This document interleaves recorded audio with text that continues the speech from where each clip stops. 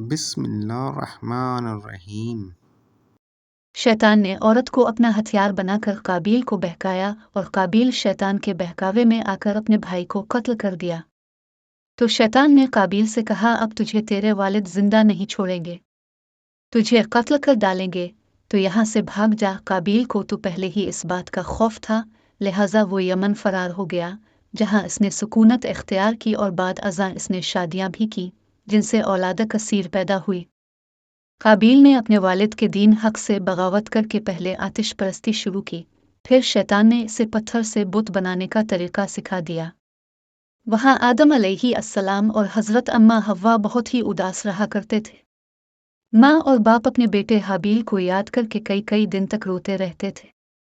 حضرت آدم علیہ السلام رب کائنات سے دعا کیا کرتے تھے، اے اللہ تعالیٰ مجھے ایسی اولاد عطا فرما کہ جو تیرے دین کو پھیلانے میں میری مدد کرے۔ اللہ تعالیٰ نے حضرت آدم علیہ السلام کی دعا کو قبول کرتے ہوئے ایک بیٹے سے نوازے جو بہت ہی نیک اور پرہیزگار تھا۔ اس کا نام شیس علیہ السلام رکھا گیا۔ اس لڑکے کے جنم پر حضرت اماں حوا اور حضرت آدم بہت خوش ہوئے۔ حضرت آدم علیہ السلام نے شیس کے فرزندوں کو وصیت کی تھی کہ اولاد قابیل سے کبھی میل جول نہ کرنا۔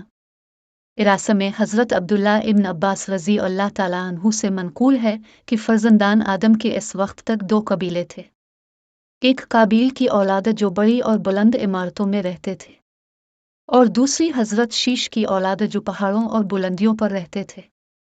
حضرت شیش کی اولاد میں مرد حسین و جمال جبکہ عورتیں بدصورت تھیں، اور قابیل کی اولاد اس کے برعکس تھی، عورتیں خوبصورت و حسین اور مرد بدصورت تھے۔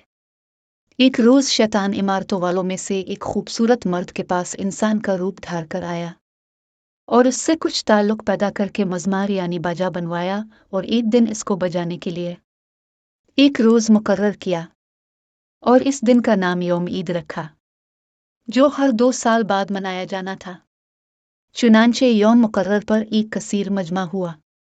اتفاق سے اولادشت یعنی پہاڑ کے رہنے والوں میں سے ایک شخص وہاں نکلا اور بے انتہا خوبصورت عورتوں اور بہت سارے مردوں کو ایک جگہ جمع دیکھا۔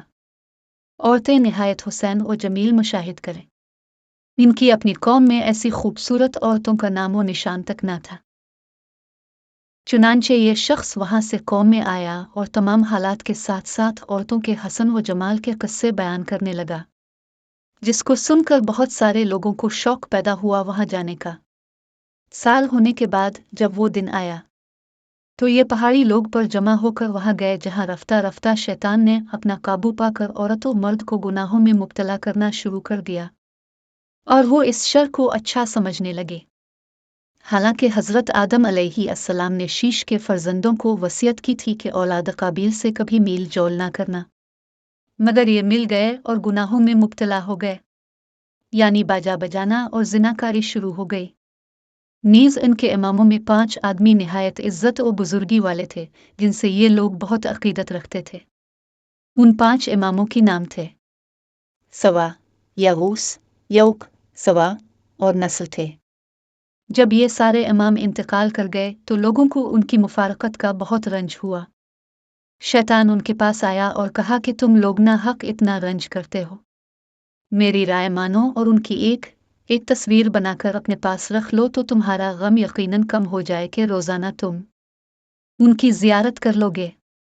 ان لوگوں نے اپنے بزرگوں کے بت بنا لیے۔